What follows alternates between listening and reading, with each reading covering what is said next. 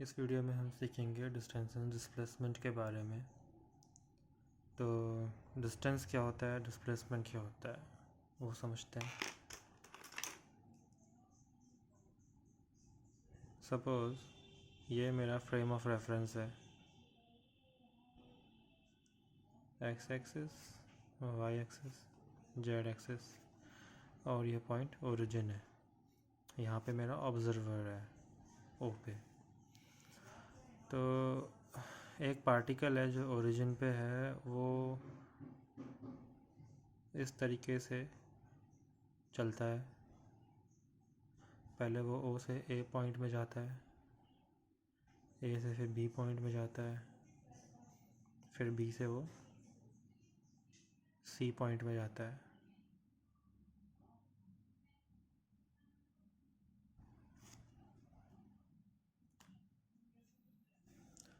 तो जो पार्टिकल की जर्नी है वो क्या है, पहले वो ओ से ए पे गया, फिर ए से बी पे गया, फिर बी से सी पे गया। तो ये जो पाथ है ओ ए बी सी, ये जो पाथ है इसकी लेंथ, इसको डिस्टेंस बोलते हैं। तो डिस्टेंस क्या है? Distance is path length. जिस पाथ पे वो चला उस पाथ की लंबाई क्या है, उसी को डिस्टेंस कहते हैं।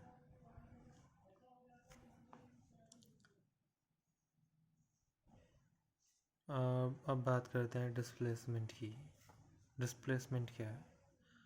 तो डिस्प्लेसमेंट की जब हम बात करते हैं तो हमें पाथ से कुछ लेना देना नहीं होता। पाथ से हमें कोई मतलब नहीं है, पाथ कैसा है क्या है, हमें सिर्फ दो चीज़ों से मतलब है। जब हम बात डिस्प्लेसमेंट की करते हैं, हमें सिर्फ दो चीज़ों से मतलब है कि जो उसकी जर्नी है, जो उसका पाथ है, उसका इनिशियल पॉइंट क्या था।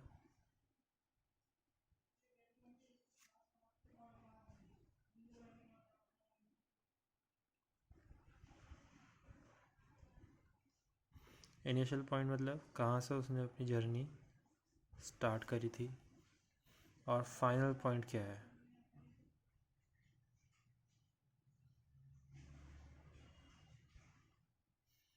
कहाँ पे उसकी जर्नी स्टॉप हुई है। तो जब हम बात डिस्प्लेसमेंट की करते हैं तो हमें पाथ से कुछ मतलब नहीं होता, पाथ के लेंथ से कुछ मतलब नहीं होता। हमें सिर्फ दो चीज़ों से मतलब होता है कि इनिशियल पॉइंट क्या है, फाइनल पॉइंट क्या है, दैट्स इट। तो इस इनिशियल पॉइंट को फाइनल पॉइंट से जोड़ दो, कनेक्ट कर दो। तो ये डिस्प्लेसमेंट है। ये जो मैंने रेड कलर की लाइन ड्रॉ करी है ओ से लेके सी, ये लाइन रिप्रेजेंट करती है डिस्प्लेसमेंट को। मतलब कि ऑब्जेक्ट पहले ओ पे था, अब वो फाइनली सी पे पहुंच गया है। तो ओ सी जो है displacement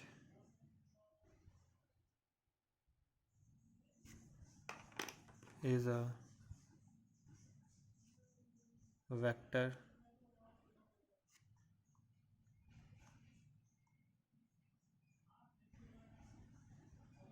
from initial to final point। Displacement क्या है? एक वेक्टर क्वांटिटी है जो इनिशियल से स्टार्ट होती है और फाइनल पे जाती है। एक वेक्टर है। वेक्टर जिसको नहीं पता तो बता देते हैं, वेक्टर क्या है? ऐसी चीज़, ऐसी क्वांटिटी जो डायरेक्शन के बिना अधूरी है, उसको वेक्टर बोलते हैं। दो तरह की क्वांटिटी होती है, एक होती है स्केलर और एक होती है वेक्टर। और जिसे नहीं पता तो जान लो।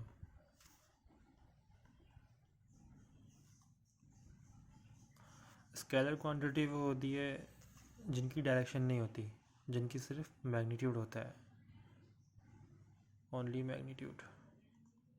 वेक्टर क्वांटिटी के पास सिर्फ मैग्नीट्यूड होता है, इनकी डायरेक्शन नहीं होती। एग्जाम्पल, मास। किसी ऑब्जेक्ट का मास 5 kg है। कोई ऑब्जेक्ट है, उसका वज़न 5 kg है। तो ये स्केलर क्वांटिटी है, इसमें कोई डायरेक्शन बताने की ज़रूरत नहीं है, इसकी डायरेक्शन होती ही नहीं है। मास की कोई डायरेक्शन होती ही नहीं है। इस अगर आपने कोई ऑब्जेक्ट बोल दिया कि अगर आपने बोल दिया कि एक ऑब्जेक्ट का वेट एक ऑब्जेक्ट का मास 5 kg है, तो आपने अपनी पूरी बात बोल दी। अब कुछ बताने को बाकी नहीं रहा मास के बारे में। मास के बारे में जितना कुछ बोला जा सकता था आपने सब बोल दिया। उसका मास 5 kg है तो आपने बोल दिया, स्टेटमेंट कंप्लीट। अब कुछ नहीं बचा बताने को, कुछ भी नहीं बचा। तो ये स्केलर क्वांटिटी है जिसमें डायरेक्शन होती ही नहीं है।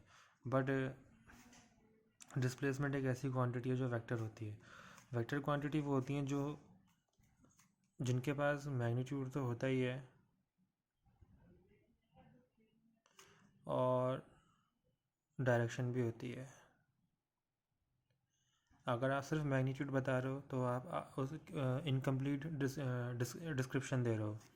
अगर आप सिर्फ डायरेक्शन बता रहे हो तो भी आप इनकम्प्लीटली डिस्क्रिप्शन दे रहे हो उस क्वांटिटी का।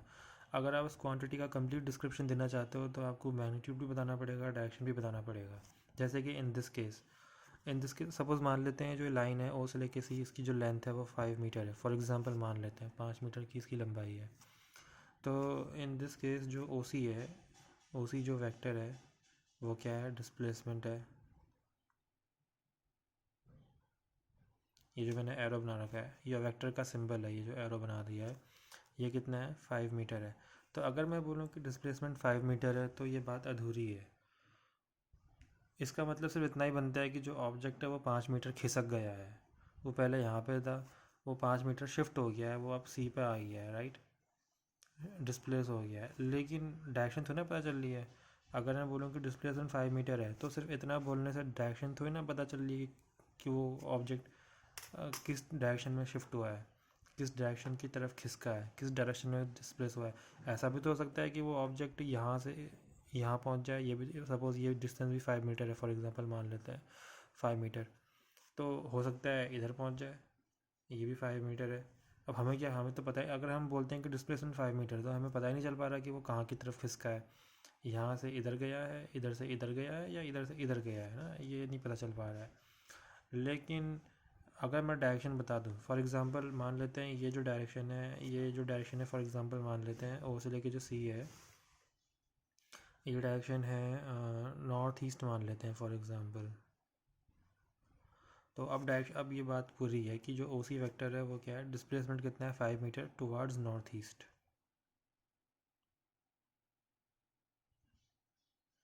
कि जो ऑब्जेक्ट है वो 5 मीटर डिस्प्लेस हुआ है किस दिशा में, नॉर्थ ईस्ट में। तो ये ऑप्शन और ये ऑप्शन ऑटोमेटिकली बाहर हो गए, आउट ऑफ कॉन्टेक्स्ट। इनके बारे में जो डाउट था वो क्लियर हो गया कि ये और ये तो हो नहीं सकता। इसका मतलब यही है कि ऑब्जेक्ट अभी यहाँ पे है, सी पे है। क्योंकि जब नॉर्थ ईस्ट की दिशा में जब तुम चलोगे 5 मीटर ओरिजिन से, तो तुम कहाँ पहुँच जाओगे, सी पे पहुँच जाओगे। तो दिस इज़ डिस्प्लेसमेंट। तो डिस्टेंस क्या है, पाथ की लेंथ, डिस्टेंस क्या है, पाथ की लेंथ। और डिस्प्लेसमेंट क्या है, इनिशियल से लेके जो फाइनल पॉइंट है उनके बीच का वेक्टर। जो इनिशियल पॉइंट को फाइनल पॉइंट से जो जॉइन करे वो वेक्टर। ठीक है। तो डिस्टेंस क्या होता है, वो स्केलर क्वांटिटी है। इसी के साथ ही भी लिख देते हैं, distance is a scalar quantity.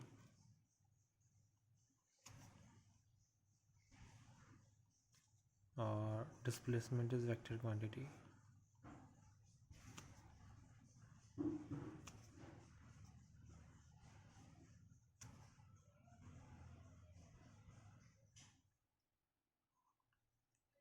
तो जब हम बात करते हैं डिस्टेंस की तो हमें किससे मतलब होता है, पाथ से। वो किस पाथ में चला, तो उसका पाथ क्या था। फिर उस पाथ की जो लेंथ होती है उसको डिस्टेंस बोलते हैं। डिस्प्लेसमेंट में हमें पाथ से मतलब नहीं होता, हमको मतलब होता है इनिशियल पॉइंट और फाइनल पॉइंट से, बस दैट्स इट। एक एग्जांपल और देख लेते हैं। फॉर एग्जांपल ये मेरा फ्रेम ऑफ रेफरेंस है, ये जेड एक्सिस है, ये वाई एक्सिस है, ये एक्स एक्सिस है। सपोज़ एक पार्टिकल है, ये ओरिजिन है। सपोज़ एक पार्टिकल है यहाँ पे, यहाँ से वो स्टार्ट हुआ, वो चला इस तरीके से चला और वापस यहाँ पे पहुँच गया। ये पॉइंट ए है सपोज़। तो एक पार्टिकल है, वो उसने मूव करना शुरू किया और मूव करते करते वो वापस ए पे आ गया। तो इन दिस केस डिस्टेंस क्या होगी, डिस्टेंस होगी इस पाथ की लेंथ।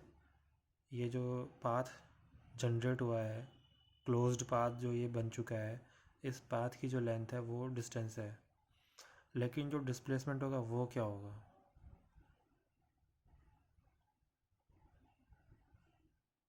वो क्या होगा? डिस्प्लेसमेंट देखो, इनिशियल पॉइंट क्या था? ए था। फाइनल पॉइंट क्या है?